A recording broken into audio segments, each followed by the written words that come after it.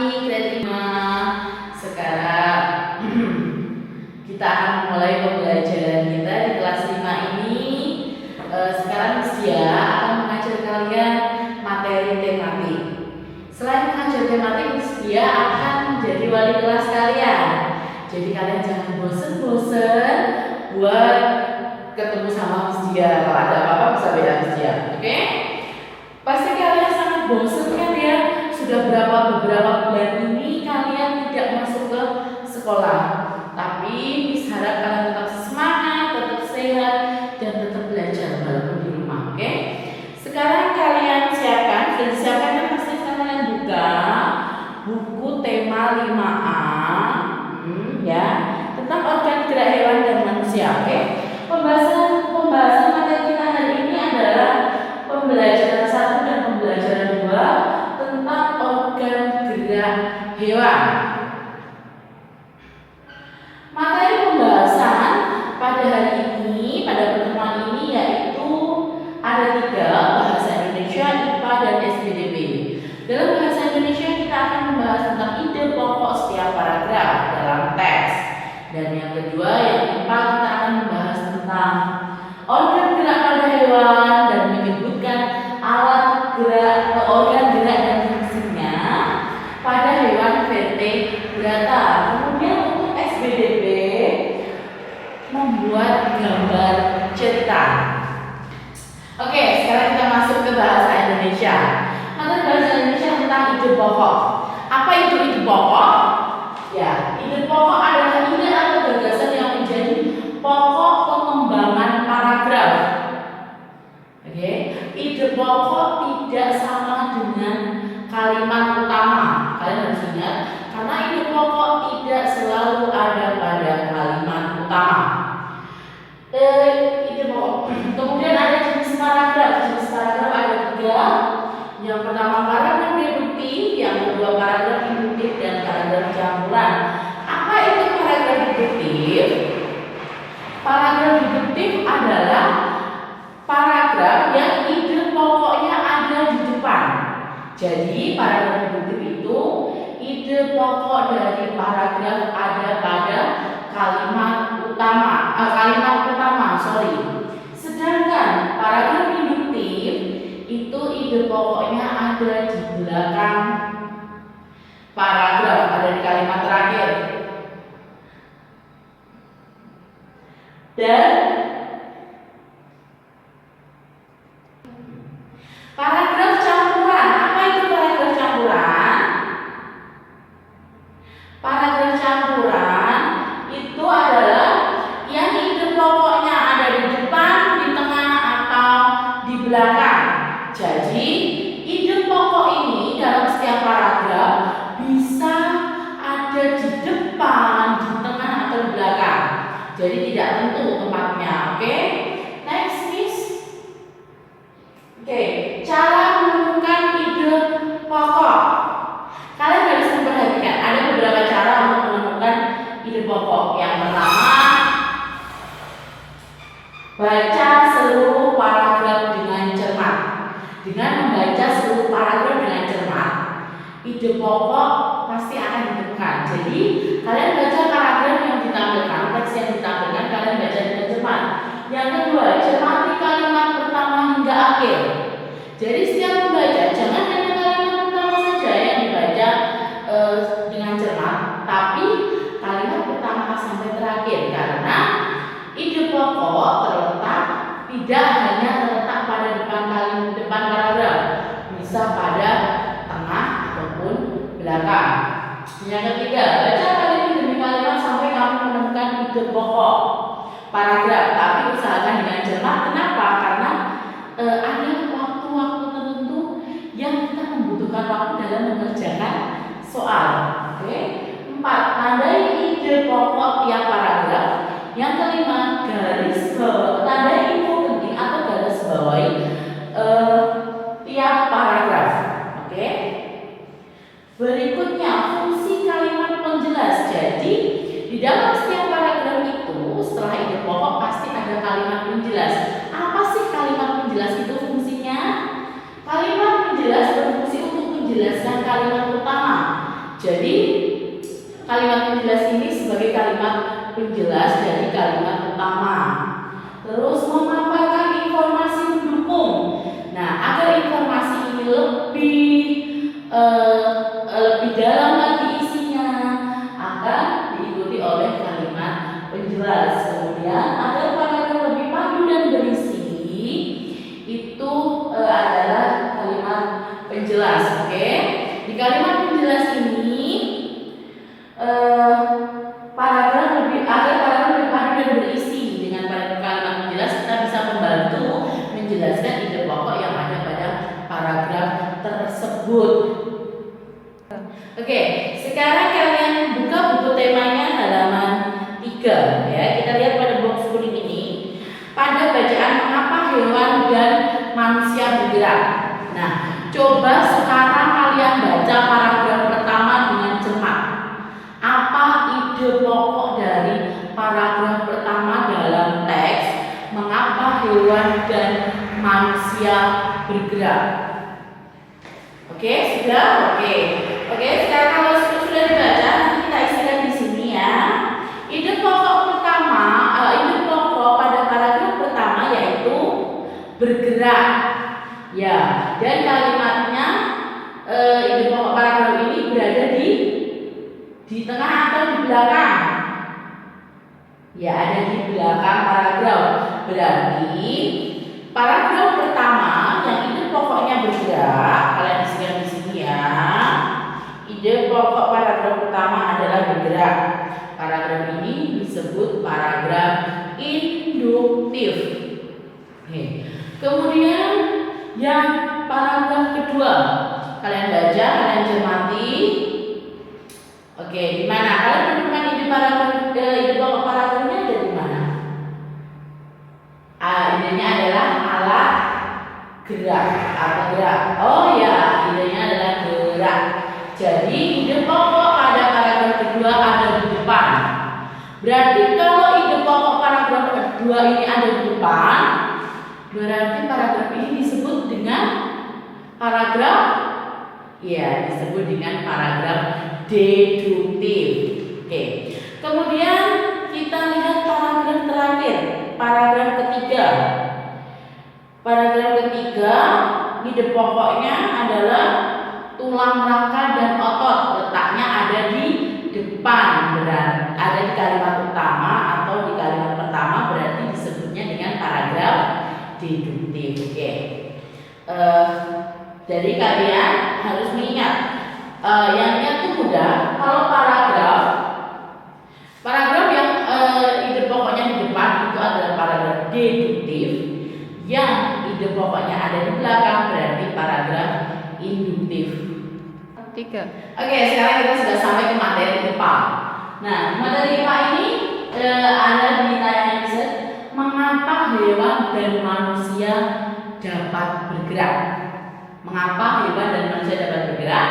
Karena hewan dan manusia memiliki alat gerak. Apa itu gerak? Ayo, siapa yang tahu? Ya, gerak adalah perpindahan dari satu tempat ke tempat yang lain dengan cara melangkah, berjalan, berlari, melompat, atau merangkak. Oke. Kemudian jenis hewan yang memiliki sistem gerak. Yang pertama ikan. Ikan memiliki sistem geraknya, alat geraknya apa ya? Iya, alat gerak ikan adalah sirip. Sirip yang ada pada tubuh ikan berfungsi untuk membuat ikan berjalan, bahkan berbalik ke belakang. Oke. Amfibi. Amfibi yang sering kita temui, yang sering kita ketahui adalah katak. Katak waktu kecil hidupnya di air. Katak kecil dikenal dengan berudu. Berudu bergerak dengan cara berenang menggunakan ekor. Dan katak dewasa hidup di darat, bergerak dengan cara melompat menggunakan tungkai depan dan tungkai belakang. Jadi kataknya memiliki 4 kaki yang bisa difungsikan sebagai alat gerak untuk melompat. 3. Reptilia ini ada 2 hewan, ya, reptilia yang melata dan merayap. Reptilia yang melata itu mereka bergerak menggunakan otot perut. Itu hewannya contohnya adalah ular. Dan hewan reptilia yang merayap itu menggunakan kaki tapi kakinya pendek, tapi juga masih menggunakan bantuan otot perut, itu ada cicak. Pasti juga kalian sering lihat cicak. Cicak, kadal, komodo, kura-kura itu adalah reptilia yang merangkak. Kemudian burung. Burung alat geraknya adalah sayap. Nah, burung ini berpindah dari satu tempat ke tempat lainnya menggunakan sayap untuk terbang. Burung juga punya kaki. Kakinya digunakan untuk mencengkram dahan ranting pohon ataupun mencengkram mangsanya. Oke. Kemudian mamalia.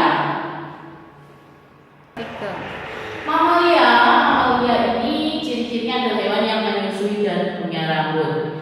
Mamalia biasanya mempunyai alat gerak itu 4 tungkai, 4 kaki. Contohnya ini sapi, kuda, kambing, anjing, kucing, dan lain sebagainya.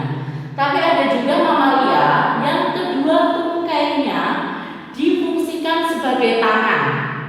Tungkai depannya difungsikan sebagai tangan, tungkai belakang difungsikan sebagai kaki. Dan contoh dari mamalia itu adalah kera dan monyet. Oke. Kemudian ada lagi mamalia yang tungkai depannya ini dimodifikasi menjadi sayap. Nah, dan tungkai yang belakang sebagai kaki itu contohnya adalah kelelawar. 3. Cara hewan bergerak itu ada dibedakan menjadi 2, yaitu hewan darat dan hewan yang tinggal di air. Hewan yang hidup di darat ada 3 cara bergeraknya. Yang pertama, berlari, berjalan, dan merayap. Contoh hewan yang berlari ada kuda, anjing, singa, cita, dan lain sebagainya. Sedangkan contoh hewan berjalan ada sapi, kambing, gajah, dan kucing. Untuk hewan yang merayap ada cicak, kura-kura, komodo, dan bunglon. Kalian tahu bunglon itu apa? Bunglon itu adalah hewan yang berubah dan yang akan menempel di tempat yang warnanya kan berubah sesuai tempat menempelnya. Kemudian hewan yang hidup di air itu cara bergeraknya dengan cara berenang. Itu ada ikan, buaya, bebek, dan angsa. Oke, kemudian organ gerak hewan berdasarkan tulang belakangnya dibedakan menjadi 2. Yang pertama vertebrata, yang kedua adalah invertebrata. Vertebrata itu apa? Hewan yang memiliki tulang belakang. Sedangkan invertebrata adalah hewan yang tidak memiliki tulang belakang. Contoh dari vertebrata adalah kucing, sapi, kuda, dan lain sebagainya. Sedangkan invertebrata contohnya adalah ikan. Oke. Untuk IPA habis ini Miss Dia akan sisipkan video penjelasan tentang organ gerak pada hewan yang akan mendukung penjelasan dari Miss Dia. Kalian simak baik-baik video tersebut, kalian tonton dengan benar karena di situ juga ada penjelasan-penjelasan tentang organ gerak pada hewan yang akan mendukung penjelasan dari Miss Dia. Oke? Hai sahabat Gria Animasi, saatnya kita belajar. Jangan lupa klik subscribe, like, dan komentar untuk mendapat update video terbaru kami ya. Hai teman-teman, jumpa lagi dengan saya Vito. Pada kesempatan kali ini, kita akan belajar tentang organ gerak hewan dan manusia. Tentu kalian masih ingat bahwa salah satu ciri makhluk hidup adalah bergerak. Lalu apa sih arti bergerak itu? Apakah teman-teman sudah tahu? Bergerak adalah berpindah tempat atau berubah posisi. Perubahan posisi yang terjadi bisa sebagian atau seluruh bagian tubuhnya. Kita pelajari lebih jauh lagi yuk teman-teman.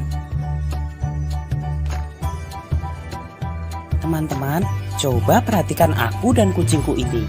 Kita sama-sama melakukan gerakan berjalan. Manusia dan hewan sama-sama menggunakan organ gerak untuk melakukan aktivitas seperti berjalan, berlari, melompat, memanjat, berenang, dan lain sebagainya. Dari tayangan tadi kita tahu teman-teman, ternyata alat gerak pada hewan dan manusia memiliki kesamaan. Alat gerak pada hewan dan manusia terbagi menjadi dua, yaitu alat gerak pasif yang berupa tulang dan alat gerak aktif yang berupa otot. Tahukah kalian mengapa tulang disebut alat gerak pasif? Tepat sekali, tulang disebut alat gerak pasif karena tulang tidak bisa bergerak dengan sendirinya. Sedangkan otot disebut alat gerak aktif karena ototlah yang menggerakkan tulang-tulang tersebut. Jadi, tulang dan otot saling kerjasama untuk membuat hewan dan manusia dapat bergerak dan melakukan aktivitasnya sehari-hari. Bagaimana teman-teman? Apakah sampai di sini kalian bisa memahami? Kita lanjutkan belajar lebih jauh lagi yuk. Teman-teman, coba kalian amati hewan-hewan yang ada di hutan ini. Menurut kalian, bagaimana cara gerak hewan-hewan tersebut? Tepat sekali, hewan-hewan itu memiliki alat gerak dan cara gerak yang berbeda-beda. Sekarang, ayo kita pelajari alat gerak dan cara gerak hewan vertebrata dan invertebrata. Tunggu dulu teman-teman. Sudah tahukah kalian apa yang dimaksud hewan vertebrata dan hewan invertebrata itu? Yeay! Benar sekali teman-teman. Hewan vertebrata adalah hewan-hewan yang memiliki tulang belakang. Sedangkan hewan invertebrata adalah hewan-hewan yang tidak memiliki tulang belakang. Untuk lebih jelasnya, coba kalian amati kedua gambar ini. Gambar di sebelah kanan ini adalah kelinci. Sedangkan gambar di sebelah kiri ini adalah gajah. Kedua hewan ini termasuk hewan vertebrata karena mereka memiliki tulang belakang. Nah, sekarang coba amati alat gerak mereka. Walaupun sama-sama bergerak menggunakan kaki, tapi cara gerak mereka berbeda teman-teman. Apakah kalian tahu perbedaannya? Tepat sekali, kelinci menggunakan kakinya untuk melompat, sedangkan gajah menggunakan kakinya untuk berjalan. Lalu bagaimana dengan kedua hewan ini? Bisakah kalian membantuku untuk menyebutkan alat gerak dan cara geraknya? Benar sekali teman-teman. Hewan di sebelah kanan saya ini adalah burung elang. Burung elang merupakan contoh hewan vertebrata yang bergerak dengan menggunakan sayap. Cara gerak burung elang adalah dengan cara terbang. Sedangkan hewan di sebelah kiri saya ini adalah ikan. Kalian semua tentu sudah tahu kalau alat gerak ikan adalah berupa sirip. Cara geraknya adalah dengan cara berenang. Lalu bagaimana dengan kedua hewan ini? Kedua hewan ini termasuk hewan melata teman-teman. Tahukah kalian apa hewan melata itu? Hewan melata adalah hewan yang bergerak dengan menempelkan perutnya ke tanah. Kadal dan ular ini adalah contoh hewan vertebrata yang bergerak dengan cara melata. Bagaimana teman-teman? Apakah kalian sudah memahami cara gerak dan alat gerak hewan-hewan vertebrata? Luar biasa. Sekarang saatnya kita mempelajari alat gerak dan cara gerak hewan-hewan invertebrata. Seperti halnya hewan vertebrata, hewan invertebrata juga memiliki alat gerak yang beragam. Ada yang bergerak menggunakan kaki, ada yang menggunakan sayap, dan ada pula yang menggunakan perutnya. Sekarang mari kita bahas satu persatu teman-teman. Tahukah kalian hewan apa di sebelah kanan saya ini? Tepat sekali. Ini adalah belalang. Belalang dan jenis serangga yang lainnya adalah contoh hewan invertebrata yang bergerak menggunakan kakinya. Sekarang coba perhatikan hewan di sebelah kiri saya ini dan amati apa alat gerak hewan ini. Kupu-kupu ini adalah contoh hewan invertebrata yang bergerak menggunakan sayapnya. Contoh hewan invertebrata lain yang bergerak menggunakan sayap antara lain lalat, nyamuk, dan juga lebah. Kalau kedua hewan ini, apa ya alat geraknya? Lalu bagaimana cara mereka bergerak? Cacing dan siput ini merupakan contoh hewan invertebrata yang bergerak menggunakan otot perutnya. Oh iya teman-teman, selain kaki, sayap, dan perut, beberapa hewan invertebrata ada yang bergerak menggunakan tentakel. Tahukah kalian apa itu tentakel? Tentakel adalah organ tubuh yang dapat memanjang dan bersifat fleksibel. Contoh hewan invertebrata yang bergerak menggunakan tentakel antara lain cumi-cumi, anemon laut, dan juga ubur-ubur. Sampai di sini, apakah kalian sudah memahami teman-teman? Tentang SPDB. Nah, di SPDB ini kita akan membahas tentang gambar cerita atau yang dikenal dengan gambar atau yang bisa disebut dengan gambar ilustrasi. Ya ampun Miss bikin video aja suaranya kok kemana-mana ya, Missnya gede. Oke, gambar cerita itu apa? Gambar cerita adalah gambar yang menceritakan tentang sebuah peristiwa. Jadi gambar cerita itu dibuat untuk menggambarkan sebuah peristiwa yang terjadi. Jadi diceritakan dalam bentuk gambar. Oke. Tujuan gambar ilustrasi yaitu memperkuat, memperindah, memperjelas cerita yang disajikan. Jadi dengan adanya gambar ilustrasi, cerita yang ditampilkan akan lebih jelas, lebih menarik, dan lebih kuat lagi, lebih indah. Jadi kita bisa sambil baca lihat gambarnya, oh ini suasananya seperti ini tokohnya seperti ini. Jadi cerita itu akan lebih indah dan menarik ketika ada gambar ilustrasinya. Oke, next. Contoh gambar ilustrasi ada kartun, komik, dan karikatur. Dan media atau alat yang digunakan untuk membuat gambar ilustrasi itu ada pensil warna, ada spidol, terus kemudian langkah-langkah yang harus diperhatikan dalam menggambar ilustrasi ada yang pertama, ide atau gagasan. Ide atau gagasan ini lebih cenderung untuk menjelaskan tokoh dalam cerita tersebut, masalah pada cerita tersebut, dan kalau yang kedua membuat sketsa. Membuat sketsa ini lebih ke latar belakang ceritanya, dan rancangan latar belakang ceritanya, rancangan ceritanya seperti apa. Jadi untuk membuat sketsa ini kita menggunakan pensil dengan garisan yang halus-halus dulu, kemudian dipertebal. Jadi tekniknya tidak langsung tebal gitu, tapi mulai dari yang halus-halus dulu. Oke? Demikian tadi penjelasan dia. Oh ya, ini ada gambar contoh dari karikatur, kartun, dan komik. Dan kalian pasti tahu lah browsing. Oke.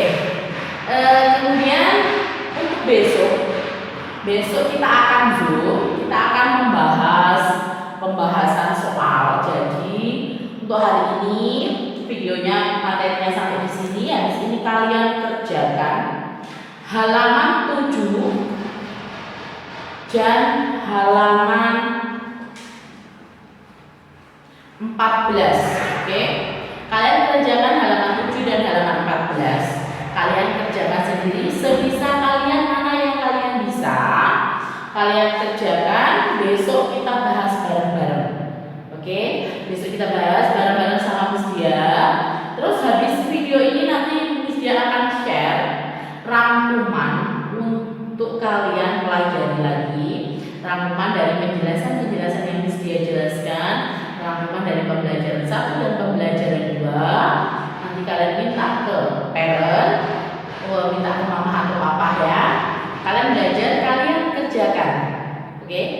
Besok kita bahas latihan soal halaman 7 dan halaman 14. Oke, sekian pertemuan kita pada materi pembelajaran PB1 dan PB2. Tetap semangat, tetap sehat, dan Miss Dia kasih tahu lagi, kasih pesan, selalu mengikuti nasihat dari orang tua. Bye bye.